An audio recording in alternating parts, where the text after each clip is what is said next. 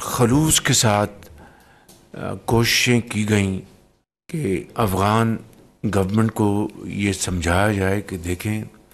افغانستان میں بسنے والے کروڑوں لوگ ہیں، ہمارے بھائی اور بہن ہیں۔ پاکستان کے ساتھ آپ کے 2000 کلومیٹر کا بارڈر ہم شیئر کرتے ہیں، اور پاکستان نے اپنے افغان بھائیوں اور بہنوں کے لیے ہمیشہ اپنے خلوص دل کے ساتھ جو کچھ بھی کیا اپنا فرض جانتے ہوئے کیا، اور باوجود اس کے کہ ہمارے اپنے وسائل جو ہیں وہ لامحدود نہیں، محدود ہیں، اس کے باوجود 40 لاکھ افغان یہاں پر پاکستان کے یہاں پر دہائیوں سے یہاں پر رہے، اور ان کے لیے تمام ہم نے بندوبست کیا۔ ہم اپنا جو بھائی چارے کا جو رشتہ ہے اس کو ہم قائم رکھیں گے، لیکن اب اس کے نتیجے میں جس طریقے سے وہاں سے جو دہشت گرد افغانستان سے آپریٹ کر رہے ہیں ان کو کھلی چھٹی ہے، اور وہ نہ صرف پاکستان کے اندر بے گناہ شہریوں کو شہید کر رہے ہیں، افواج پاکستان کے جوانوں اور افسروں کو ان کو شہید انہوں نے کیا، ہمارے جو لا انفورسنگ ایجنسیز کے پولیس کے جوانوں افسروں کو ان کو شہید کیا، عام شہریوں کو۔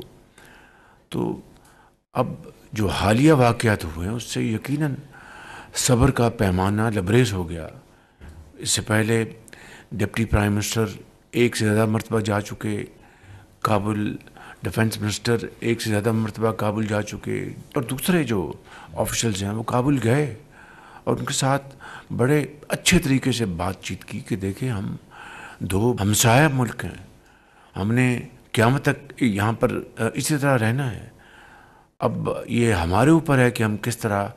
اپنے معاملات کو باہمی مشاورت اور رضامندی سے طے کرتے ہیں تاکہ امن قائم ہو، اور خطے میں ترقی کا جو دورہ ہے وہ شروع ہو۔ بدقسمتی سے تمام کاوشوں کے باوجود یہ نہ ہوا، اور مکمل طور پر ہندوستان کی شے کے جس وقت یہ حملہ ہو رہا تھا پاکستان کے اوپر تو ان کے جو وزیر خارجہ متقی وہ دہلی میں تھے۔ یہ سب بات آپ نے ان کی تصاویر بھی دیکھی ہیں ٹیلی ویژن پر، اخباروں میں۔ تو ہمیں پر مجبوراً یہ جواب اور بھرپور افواج پاکستان کو جواب دینا پڑا جو ہم نے دیا ہے۔ اس کے بعد انہوں نے کہا کہ ہم سیز فائر چاہتے ہیں، انہوں نے درخواست کی۔ کل ہم نے فیصلہ کیا کہ 48 گھنٹے کی جو وقتی یعنی انٹرم سیز فائر ہم کریں گے۔ 48 گھنٹوں میں اگر وہ جو ہماری جو بالکل جائز شرائط ہیں اس کے اوپر وہ بات چیت کر کے معاملات کو طے کرنا چاہتے ہیں تو ہم اس کے لیے تیار ہیں بالکل۔ یہ پیغام ان کو کل دے دیا گیا۔ اب دا بال از ان دیئر کورٹ۔ اب انہوں نے اگر واقعی وہ سنجیدہ ہیں، واقعی وہ سنسیئر ہیں، تو میں سمجھتا ہوں کہ وہ ان کو پھر اپنی سفار کے لیے جو انہوں نے درخواست کی ہے اب وہ بات آگے بڑھائیں۔ اس میں ہمارے جو دوست ممالک ہیں، خاص طور پہ قطر، وہ اس معاملے میں بڑی سنجیدگی کے ساتھ اور بڑی دل کی گہرائی کے ساتھ وہ اس معاملے کو طے کرانے کے لیے وہ کاوشیں کر رہے ہیں۔ میں جب شرم الشیخ میں تھا وہاں پر میری قطر کے امیر سے ملاقات ہوئی اور انہوں نے بڑی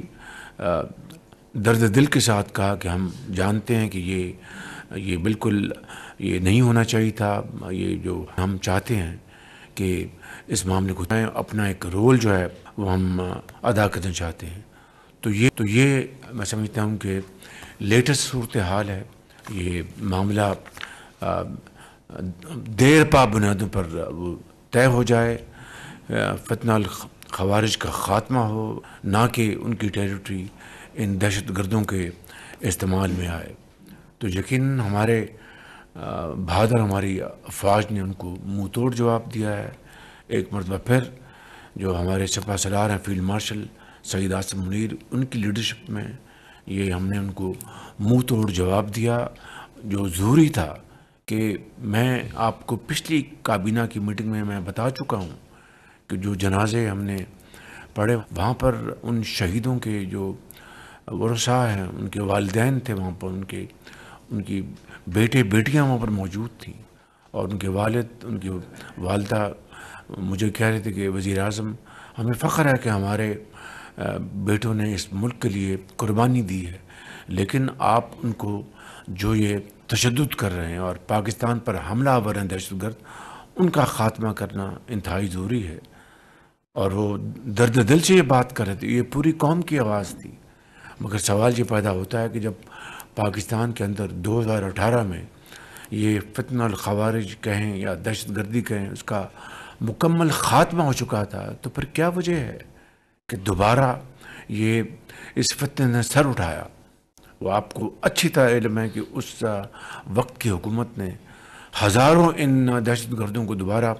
کھلی چھٹی دی اور ان کو خوش آمدید کہا پاکستان میں، اور یہ بنیادی وجہ ہے کہ اس فتنے نے دوبارہ سر اٹھایا۔ یہ جو سیز فائر افغانستان حکومت کی یہ درخواست پر وجود میں آئی ہے، یہ ٹھوس شرائط پر یہ لانگ ٹرم سیز فائر ثابت ہو، لیکن اگر یعنی صرف وقت بائے کرنے کے لیے کیا، ٹائم بائے کرنے کے لیے کیا ہے، تو اس کو ہم قبول نہیں کریں گے۔ شرم الشیخ میں الحمدللہ جو سیز فائر کے اوپر ایگریمنٹ ہو گیا غزہ میں، مگر 74,000 بچے بچیاں، جوان مائیں بہنیں بیٹیاں بزرگ شہید ہوئے، اور جب یہ سیز فائر کے لیے اسلامی ممالک جس میں پاکستان بھی شامل ہے پوری طرح اپنے کردار ادا کر رہے تھے، اور پریزیڈنٹ ٹرمپ اس وقت یہاں پر وہ لوگ جو نہیں چاہتے کہ امن قائم ہو، وہ اس کی آڑ میں سیاست کرنا چاہتے تھے۔ مجھے آپ اپنے دل پر ہاتھ رکھ کر بتائیں کہ نومولود بچے شہید ہو رہے تھے، ان کا خون بہہ رہا تھا غزہ کی گلیوں اور محلوں میں، ہسپتالوں میں ان کو شہید کیا جا رہا تھا، اسکولوں میں ہر جگہ ان کو نشانہ بنایا جا رہا تھا۔ اس وقت یہ کہاں تھے؟ میں پوچھتا ہوں کہ آپ سب اپنے آپ کو ان کی جگہ پر اگر رکھیں تو کیا آپ اللہ تعالیٰ کی مدد کو نہیں پکاریں گے کہ یا اللہ یہ کیا ظلم ہے کہ میرے لیفٹ دائیں بائیں بچے اور بچیاں شہید ہو رہے ہیں، ان کو کوئی بچانے والا نہیں؟ یہ جاتے جا کے اوپر جنگ بند کروا لیتے، جنگ رکوا لیتے، وہ خون جو بہہ رہا تھا اس کو بچا لیتے، اس کو رکوا لیتے، تو ہم سب ان کو سلام کرتے۔ مگر اس کی آڑ میں سیاست کرنا، یہ کہاں کا اصول ہے؟ یہ کہاں کا انصاف ہے؟ یہ کہاں کا اسلام ہے؟ یہ کہاں کی برادری ہے؟ یہ کہاں کی بھائی چارہ ہے؟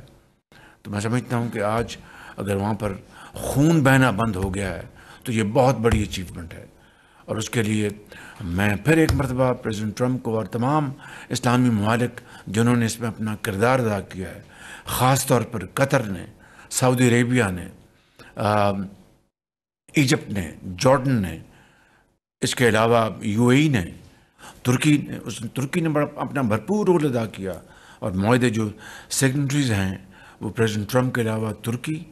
ایجپٹ اور قطر، یہ 4 ممالک سگنیٹری تھے، اور پاکستان بھی اس میں شامل ہے، انڈونیشیا بھی اس میں شامل ہے۔ ہم سب نے مل کر جو اپنا جو رول ادا کیا ہے، پاکستان نے اپنا فرض اس کی ادائیگی کی ہے، اور اس کے لیے جو کچھ بھی ہم نے کیا وہاں پر نیو یارک میں میں تھا، ڈپٹی پرائم منسٹر تھے، پھر واشنگٹن میں میں تھا ان کے ساتھ، پریزیڈنٹ ٹرمپ کے ساتھ فیلڈ مارشل تھے، ہم سب نے مل کر اپنا رول ادا کیا، اور آج الحمدللہ وہاں پر شرم الشیخ میں معاہدہ ہوا، اور پھر آپ نے دیکھا وہاں پر لوگ سجدہ ریز ہوئے، خوشیاں منائی، بچے سڑکوں پہ نکل آئے، ان کے ہاتھوں میں جھنڈے تھے، اور مائیں ان کی آنکھوں میں میں خوشی کے آنسو تو نہیں کہوں گا، لیکن ایک سکون کے آنسو تھے کہ سکون قائم ہو جائے گا۔ ایک اللہ تعالیٰ کا شکر ادا کر رہے تھے کہ اب ہمارے بچے اور بچیاں مزید شہید نہیں ہوں گے۔ تو اس سے بڑی میں سمجھتا ہوں کہ خون رکھوانے کے لیے یہ جو کاوش ہوئی ہے اس کی اگر تعریف نہ کی جائے تو کیا کیا جائے. لیکن سنجیدگی کے ساتھ اگر آپ اپنے آپ کو ان کی جگہ اپنے آپ کو رکھیں ان دیر شوز تو آپ کو پتہ چلے گا کہ یہ جو 74,000 لوگ شہید ہوئے ہیں وہ عصر حاضر میں اس طرح کی بدترین ظلم کی اور کوئی مثال نہیں ملتی دنیا میں. دیکھتی آنکھ نے ایسا ظلم پہلے کبھی نہیں دیکھا. تو ہمیں اللہ تعالیٰ کے حضور شکر بجا لانا چاہیے کہ اللہ تعالیٰ کے فضل و کرم سے وہاں پر امن قائم ہوا. اگلے جو مراحل ہوں گے اس کے لیے پاکستان کا موقف بڑا واضح ہے. فلسطین کی ریاست قائم ہونی چاہیے اور فلسطینی بھائیوں اور بہنوں کو ان کا حق UN کی قراردادوں کے مطابق ملنا چاہیے. اس کے لیے پاکستان نے ہمیشہ آواز اٹھائی ہے اور انشاءاللہ جب تک کہ وہ اپنا ان کو نہیں ان کا حق مل جاتا آواز اٹھاتے رہیں گے. اسی طرح اپنے کشمیری بھائیوں اور بہنوں کے لیے بھی پاکستان نے ہمیشہ آواز اٹھائی اور انشاءاللہ آواز اٹھاتا رہے گا.